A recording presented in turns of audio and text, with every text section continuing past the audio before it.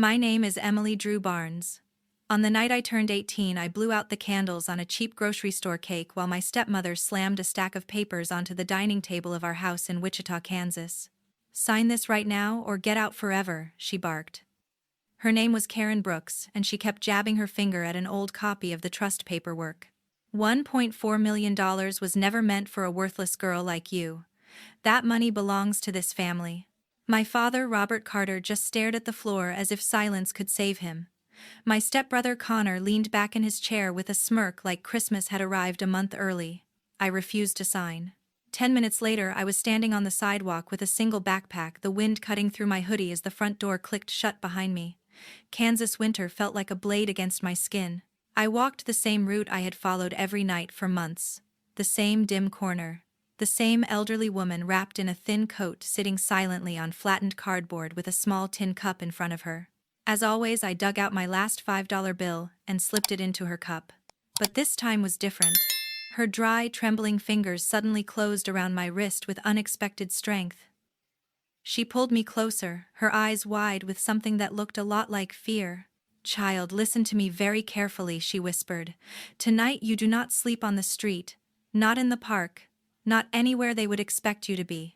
Find the cheapest motel you can pay in cash, lock the door and stay out of sight.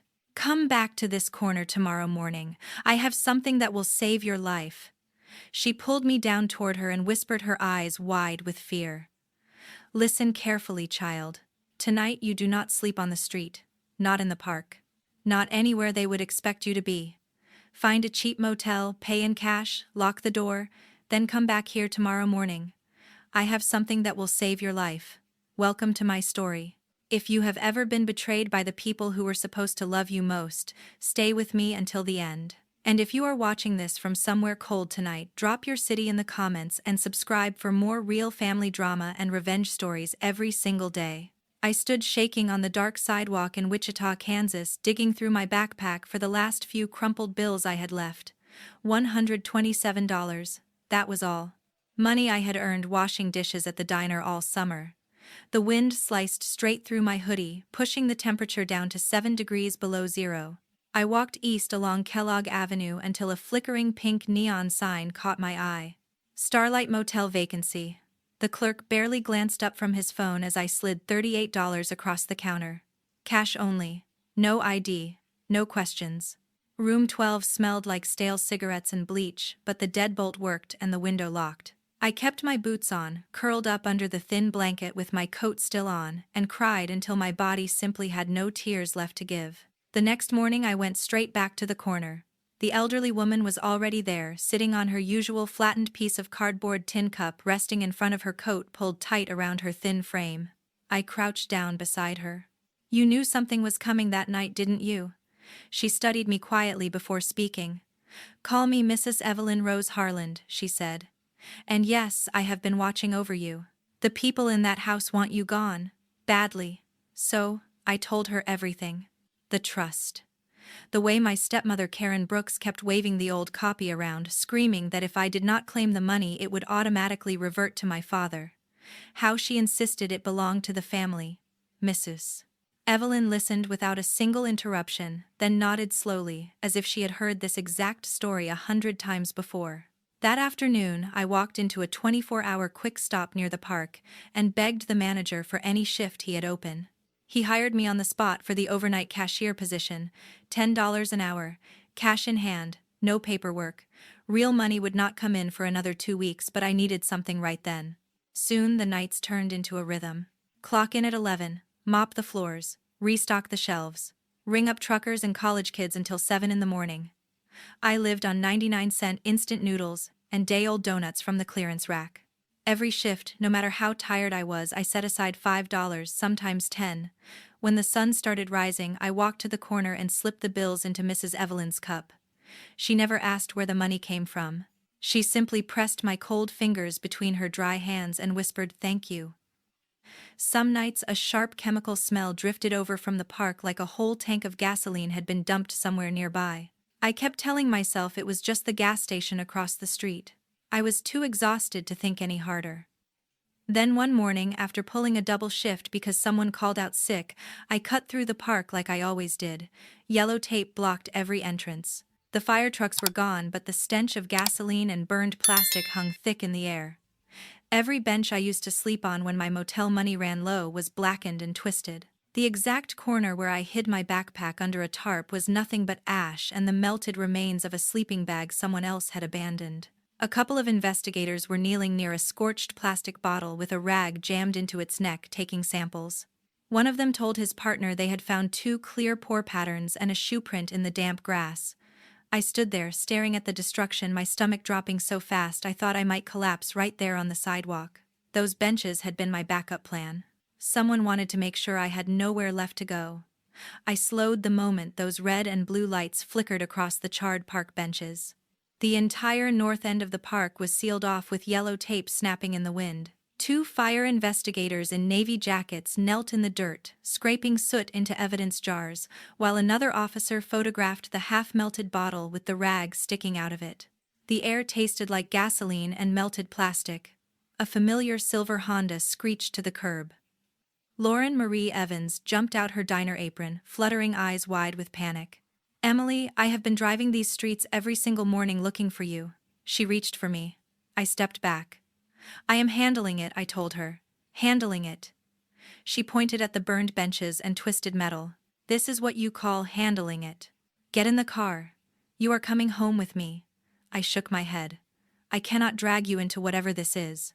She opened her mouth to argue, but I was already walking away. That evening, after wiping counters and restocking energy drinks until my hands smelled like citrus cleaner, I went straight to the corner. Mrs. Evelyn was already there, coat pulled tight against the cold. I crouched down beside her. "You knew something was coming the night I got kicked out." She patted the cardboard next to her. "Sit." I sat. Her voice dropped to a whisper. 3 weeks ago, I noticed the same kid circling this block almost every night. Expensive sneakers. Nice jacket. Never put a penny in my cup. Just watched you count your money. Watched where you walked. I have seen that look before. It is the look of someone planning distance. Then she reached inside her layers and pressed a tiny black USB drive into my palm along with a folded scrap of paper. 2 words were written in shaky block letters. "Watch alone." "I bought a cheap solar camera from the pawn shop," she murmured. "Mounted it high on the lamppost across the street. It has been recording since the night I first saw him. Whatever is on that drive, you watch it alone. Then you decide what needs to be done." I closed my fist around it. Why risk this for me? Because 20 years ago, my own son decided I was worth more dead than alive. Nobody stood up for me then. I am too old to fight now. But I am not too old to hand you the weapon. Back in room 12, I locked the door, dragged the dresser in front of it, and plugged the drive into my cracked laptop. One file. I clicked play. Night vision footage time-stamped 4 nights earlier. 2 figures stepped into frame carrying red plastic gasoline cans. The taller one set his can down, pulled out a phone, and tilted the screen toward the streetlight. Connor Brooks, my stepbrother, grinning like all of it was a joke. He turned to his friend. "We finish this before Friday. She signs at the bank next week and the money is locked to her forever. After that, no second chances." His friend laughed, twisted open the cap, and began splashing liquid across every bench I used to sleep on. Connor joined in, making sure the exact corner where I hid my backpack was completely drenched. He looked into his phone camera and said, "One less problem." Then he struck a match. I watched the footage 3 times, my heart pounding so loud I was sure the neighbors could hear it. Every second of that video was evidence. Every word felt like a death sentence. I sat frozen on the edge of the motel bed, my hands shaking so violently that the empty plastic cup slipped from my fingers and cracked against the tile floor. The video clip kept playing on my battered laptop screen. I dragged the progress bar back to the exact moment Connor tilted his phone toward the streetlight. A text thread glowed across his face. At the top, the sender name was unmistakable. Karen Brooks, my stepmother. The final message, sent 19 minutes before they lit the match, was impossible to misread. "The trust clause is clear. If she does not claim it before the signing date, every dollar rolls straight to your father. Do it fast and clean. No mistakes this time." I stared until the words blurred. They were not trying to scare me. They truly believed that if I vanished before signing at the bank, the money would automatically revert to my dad. They were wrong. But they were still willing to kill me over that mistake. My chest tightened until I could barely breathe. I fumbled for my phone and dialed the only number I trusted. Lauren answered on the first ring. "Where are you?" "Room 12. Get here now. Do not stop for anything." She arrived in under 15 minutes, still wearing her diner apron from earlier. I locked the door behind her, dragged the dresser in front of it again, and hit play without saying a word. We watched the entire recording in absolute silence. When Connor's laugh echoed through the tiny room, Lauren covered her mouth with both hands. When Karen's text message filled the screen, she gripped the edge of the bed as if she might fall off. "That is your stepbrother," she whispered. "And that is my stepmother giving him orders." She stared at the frozen frame, then looked straight at me. "They think killing you hands the money to your dad on a silver platter. That is what the old trust copy says, the one they stole from my grandfather's safe. They never saw the updated version." Lauren's expression hardened. "We are taking this to the police tomorrow morning. No discussion." I barely slept that night. Every creak outside the door sounded like footsteps coming for me.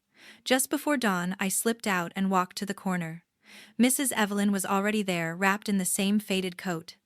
I crouched beside her. "You saved my life." She shook her head slowly. "Not yet." But I recognized the look on that boy's face weeks ago. It was the same look my own son had the night he decided I was worth more dead than alive. I was not letting history repeat itself on my watch. "How did you know to set up the camera?" "I had a feeling the night you first told me about that trust," she said. "Greed makes people stupid, but it also makes them predictable. I have been sleeping with one eye open for 20 years. I figured it was time that experience helped someone else." She pressed my hand once, warm and steady.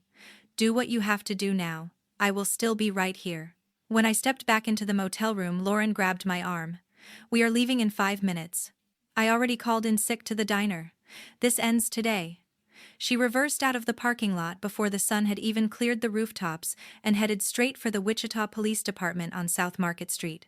We walked through the glass doors while the lobby was still half empty. The desk sergeant took one look at my face and buzzed us through without asking a single question. Detective Anthony Morales met us in a small interview room with gray walls and a table bolted to the floor. He looked to be in his early 40s, salt and pepper hair, calm eyes that missed nothing. I set the black USB drive on the table. "This is video of my stepbrother pouring gasoline in the park where I have been sleeping. My stepmother told him to do it." Detective Morales inserted the drive into his laptop without saying a word and pressed play. The room stayed silent, except for Connor's voice coming through the speakers bragging about deadlines and money. When Karen's text message lit up the screen, Morales paused the video, leaned forward and read it twice. Then he looked at me. "Do you have the trust document?" I slid the folded copy across the table, the same pages Karen had shoved in my face the night she threw me out. He scanned the clause carefully. "She loved quoting the part about the funds reverting to your father if you failed to claim them," he said quietly. He nodded once. "Sit tight."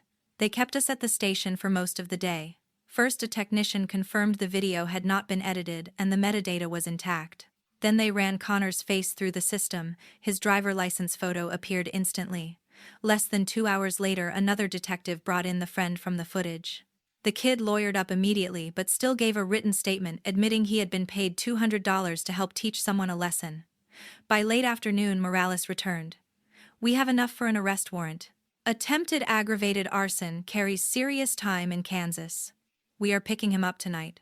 Lauren drove me to her apartment so I would not be alone. At 12:47 in the morning, my phone lit up with Morales' name. "Connor Brooks is in custody," he said, his voice steady. "Uniforms hit the house on North Woodlawn 20 minutes ago. He tried to run out the back, but we had the yard surrounded. He is not talking yet, but the evidence is airtight." I asked about Karen. She arrived about 10 minutes later, screaming that it was all a misunderstanding. She already had a lawyer on speed dial, one of the top criminal firms in the state. The judge granted bail with strict conditions. Ankle monitor, no contact order, surrender passport. She was back home now, but the ankle monitor would light up the moment she came within 500 feet of me. Lauren let me crash on her couch that night. The next morning, a dark sedan was already parked across the street from the convenience store when I left for my shift. The same car followed Lauren's Honda for the next 2 nights. Karen might have been wearing an ankle bracelet, but she still believed the money would end up with my father no matter what she did. And she was not finished trying. On Friday morning, the trust officer from First National Bank on East Douglas called while I was wiping down the lottery counter. "Miss Barnes, your final paperwork is ready. Bring 2 forms of identification, and come in any time today." Once you sign the acceptance documents, the full 1.4 million transfers immediately into the segregated account we created in your name only. No cosigners, no overrides.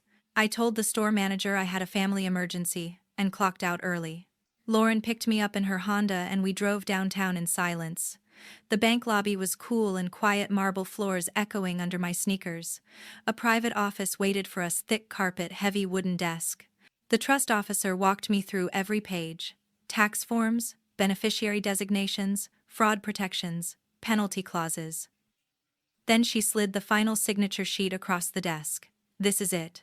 After you sign this line, no one can touch the principal without your written consent. Ever." For the first time in weeks, my hand felt steady as I signed Ensley Drew Barnes in black ink.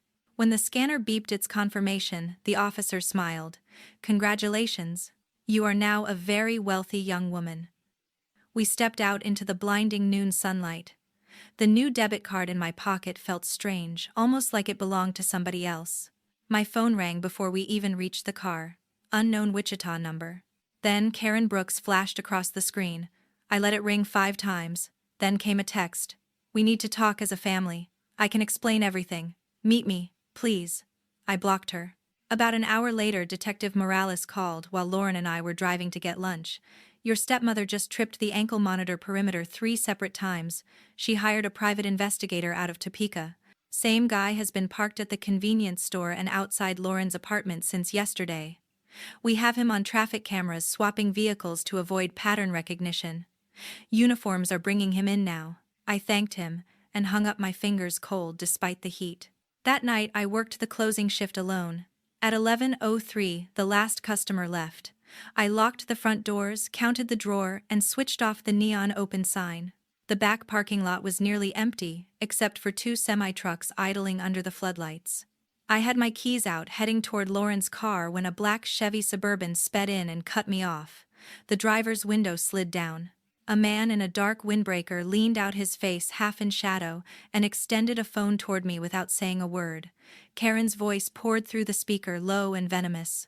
"Drop every charge, Emily. Sign the money over to your father like the trust intended, and this all goes away. Keep pushing, and next time there will not be a warning."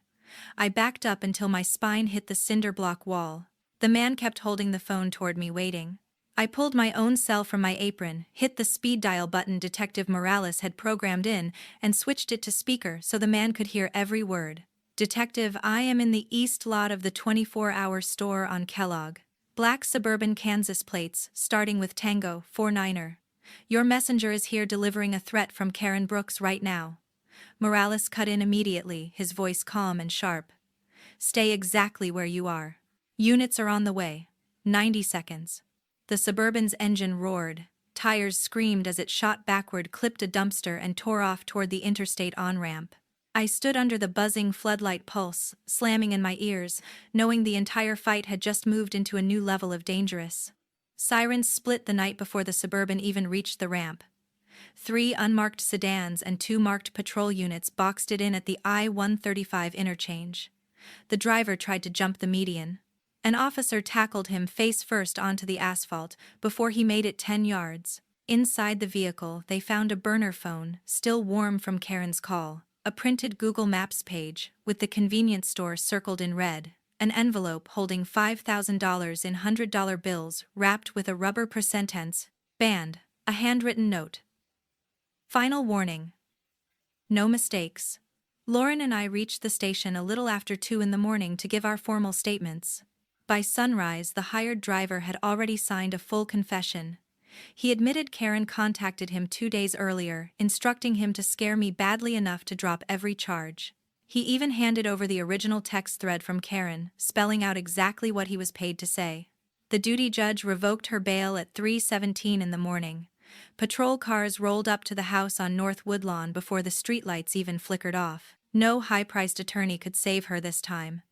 Karen Brooks was booked in an orange jumpsuit and taken straight to the Sedgwick County Jail. The prosecutor added felony witness tampering and criminal threat to her existing charges. By noon, every joint bank account she shared with my father was frozen. A lien hit the house the same afternoon. 36 hours later, Robert Carter showed up at the Starlight Motel. He looked like he had not slept since the arrest, shirt untucked, eyes bloodshot, hands shaking as he stood in the doorway of the lobby. The night clerk buzzed my room. For a second I almost told him to send my father away. Instead I walked downstairs. The moment he saw me, he collapsed to his knees right there on the worn carpet between the ice machine and the vending machines. "Emily, please," he begged, his voice raw. "Drop the charges. Karen and Connor, they got carried away, but they are still your family. I never wanted anyone hurt. I just wanted us to stay together like before." I stared down at him. "You stood silent the night she threw me out with nothing. You read the same trust copy she did. You let them believe that if I disappeared the money would come to you. I thought we could fix it," he whispered, tears cutting lines down his unshaven cheeks. "I never believed they would actually. You never stopped them either." He reached for my hand. I stepped back. "You all read one paragraph of that trust, and built your entire plan around it," I said, my voice flat. "You were wrong from day one. And now it is too late." Security appeared behind him. 2 officers in cheap uniforms took him by the arms and lifted him gently to his feet. He did not fight, he just kept repeating my name as they walked him out. Through the glass doors I watched him sit in his pickup truck for almost half an hour, forehead pressed to the steering wheel, before he finally drove away. Months later I stood outside the main courtroom of the Sedgwick County Courthouse, my hands tucked into the pockets of a new coat that actually kept the Kansas wind out. Inside the gallery, the courtroom was nearly empty, just a couple of reporters and Lauren sitting quietly beside me. The judge read the verdicts without ever raising his voice. Karen Brooks was sentenced to 7 years for felony witness, tampering, criminal threat, and conspiracy to commit aggravated arson. Connor Brooks received 5 years in juvenile custody to be automatically transferred to adult prison when he turned 21. The house on North Woodlawn sold at a sheriff's auction within weeks. My father lost everything except the old pickup he still drove to one dead-end job after another, barely earning enough to cover rent on a small 1-bedroom apartment near the river. I used part of the trust to move Mrs. Evelyn Rose Harland into Sunrise Meadows, the best assisted living community outside Wichita. She got a private room with big windows, fresh flowers delivered every week, and 3 restaurant-style meals a day. The first time she walked down the garden path wearing real shoes instead of plastic bags wrapped around her feet, she cried so hard the nurse thought something terrible had happened. Lauren moved into the spare bedroom of the little house I bought on South Hydraulic. She quit the diner and enrolled full-time at Wichita State using the scholarship I set up in her name. We painted the walls, bright colors, shades that didn't remind either of us of motels or jail cells. On the final day of testimony, the trust attorney from First National took the stand to enter the official document into the record. He read aloud the clause. My grandfather quietly added when I was 16, the clause neither Karen nor my father ever knew existed. Should Ensley Drew Barnes die or otherwise fail to accept the trust principal prior to the designated signing date, the entire corpus shall transfer irrevocably to the Harold Barnes Memorial Scholarship Fund for At-Risk Youth of Sedgwick County. No portion of the trust would ever revert to Robert Carter or any other family member under any circumstance. Karen's face collapsed. She stared at the page like it had reached out and slapped her. The courtroom stayed silent, except for the soft thud of the judge's gavel, confirming the exhibit. After sentencing, deputies escorted her past me in handcuffs and leg irons. She stopped, eyes wild and furious. That money was supposed to be ours, she hissed. I looked her straight in the eye. You tried to kill me for money that was never going to you in the first place. You lost everything because of your own greed. That is the price.